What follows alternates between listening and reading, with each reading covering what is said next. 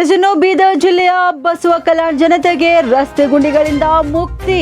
ಉತ್ತರ ಕರ್ನಾಟಕ ಚಾನೆಲ್ಗೆ ಬಸವ ಕಲ್ಯಾಣ ನಗರಸಭೆ ಪೌರಾಯುಕ್ತ ರಾಜು ಬಣಕಾರ್ ಅವರಿಂದ ಮಾಹಿತಿ.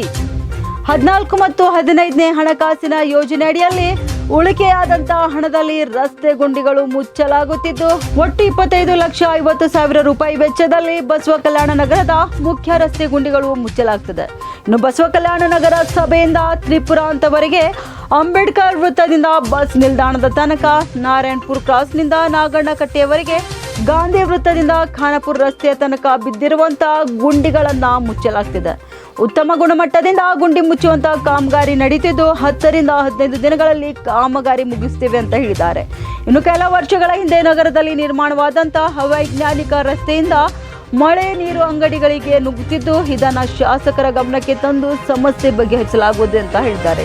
ಇನ್ನು ಬಸವ ಕಲ್ಯಾಣ ನಗರದ ಹಲವೆಡೆ ಎಲ್ಲೆಂದರಲ್ಲೇ ನೀರು ನಿಲ್ತಿದ್ದು, ಇದಕ್ಕೆ ಕಾರಣ ಅಂಗಡಿಗಳ ಮಾಲೀಕರು ಕಸವನ್ನ ವಿಲೇವಾರಿ ಮಾಡದೆ ಚರಂಡಿಗಳಲ್ಲಿ ಬಿಸಾಡ್ತಿದ್ದಾರೆ. ಇದರಿಂದ ಚರಂಡಿಗಳು ಬ್ಲಾಕ್ ಆಗ್ತಿವೆ.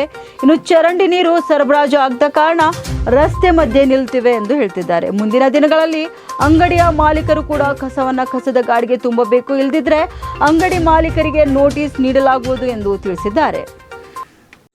ಈಗ ಬಸವ ಕಲ್ಯಾಣದಲ್ಲಿ ರಸ್ತೆ ಉಂಡಿ ಕಾಮಗಾರಿ ಸ್ಟಾರ್ಟ್ ಆಗಿದೆ.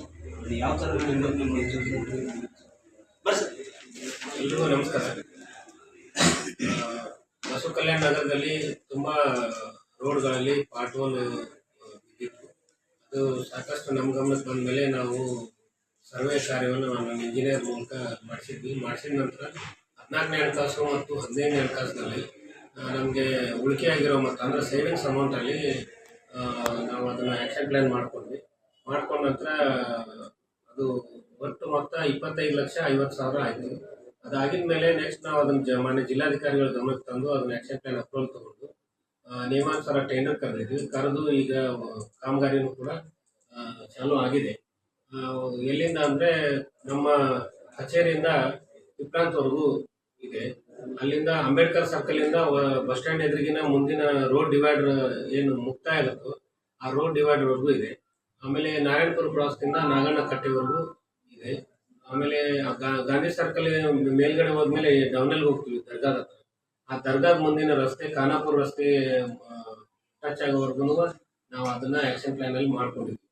ಇಷ್ಟು ಜಾಗಗಳಲ್ಲಿ ಎಷ್ಟು ಕ್ವಾಂಟಿಟಿ ಆಗುತ್ತೋ ಅದನ್ನು ಮಾಡ್ತೀವಿ.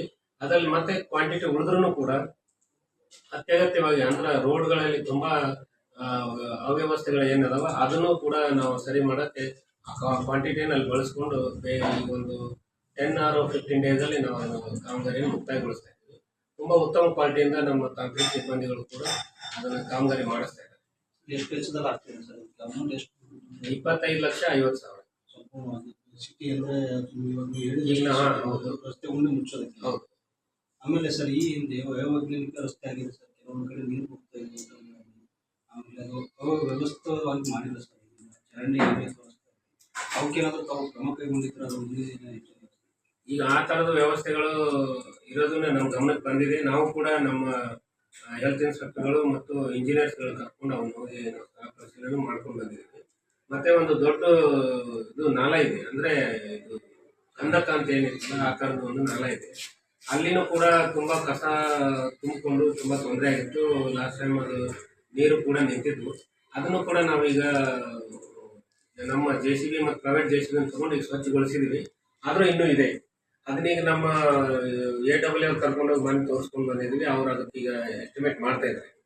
ಅದನ್ನು ಎಸ್ಟಿಮೇಟ್ ಮಾಡಿದ ಮೇಲೆ ಅದು ಎಲ್ಲಿಂದ ಪ್ರಾರಂಭ ಆಗಿ ಎಲ್ಲಿಗೆ ಮುಕ್ತಾಯ ಆಗ್ತದೋ ಅಲ್ಲಿವರೆಗೂ ಕೂಡ ಅದನ್ನು ನಾವು ಒಂದು ಅಂದಾಜು ಪತ್ರಿಕೆ ತಯಾರಿಸಿ ಅನುದಾನಕ್ಕೆ ನಾವು ಈಗ ಮಾನ್ಯ ಶಾಸಕರ ಜೊತೆಗೂ ಮಾತಾಡಿದ್ವಿ. ಅವರು ಕೂಡ ನೀವು ಅದನ್ನು ಲೈನ್ ಎಸ್ಟಿಮೇಟ್ ಮಾಡಿಕೊಡಿ, ನಾನು ಅದನ್ನು KKIDಲೋ ಅಥವಾ ಇನ್ನೊಂದರಲ್ಲೋ ನಾನು ಅದನ್ನು ಅನುದಾನ ಒದಗಿಸ್ತೀನಿ ಅಂತಲೂ ಅವರು ನಮಗೆ ಹೇಳ್ಕೊಟ್ಟಿದ್ದಾರೆ. ಮಾನ್ಯ KDP ಸಭೆಯಲ್ಲಿ ಕೂಡ ಹೇಳಿದರು.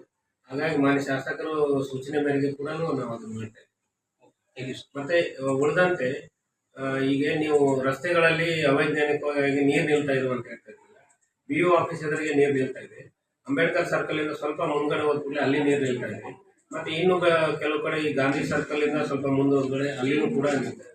ಅಲ್ಲಿ ಯಾಕೆ ಹಂಗೆ ನಿಲ್ತಾ ಇದೆ ಅಂತಂದರೆ ಅಂಗಡಿಕಾರರು ಸ್ವಲ್ಪ ಅಲ್ಲಿ ತಮ್ಮ ಅಂಗಡಿಯಲ್ಲಿ ಉತ್ಪತ್ತಿ ಆಗೋ ಕಸವನ್ನು ಅದು ಡಬ್ಬಿಯಲ್ಲಿ ಹಾಕಿ ಇಟ್ಕೊಳ್ರಿ, ನಮ್ಮ ಗಾಡಿ ಬಂದಾಗ ಕೊಡ್ರಿ ಅಂತ ಹೇಳಿದ್ರು ಕೂಡ ಕಸವನ್ನ ಚೆಲ್ತಾ ಇದ್ದಾರೆ, ಅದು ಚರಂಡಿಲಿ ಹೋಗಿ ಬೀಳ್ತಾ ಇದೆ. ಅದು ಬ್ಲಾಕ್ ಆಗಿ ನೀರು ರೋಡ್ ಮೇಲೆ ನಿಲ್ತಾ ಇದೆ.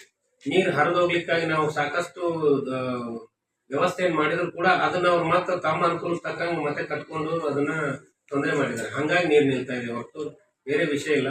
ಅಂಗಡಿಕಾರರಿಗೂ ಇನ್ನೊಂದ್ಸರಿ ತಿಳಿಸಿ ಹೇಳ್ತೀವಿ, ಅವ್ರು ಅದನ್ನ ಮಾಡದೇ ಇದ್ರೆ ನಮ್ಮ ನಗರಸಭೆಯಿಂದ ನಾವು ಅದನ್ನ ಆಕ್ಷನ್ ಮಾಡ್ತೀವಿ. Thank you.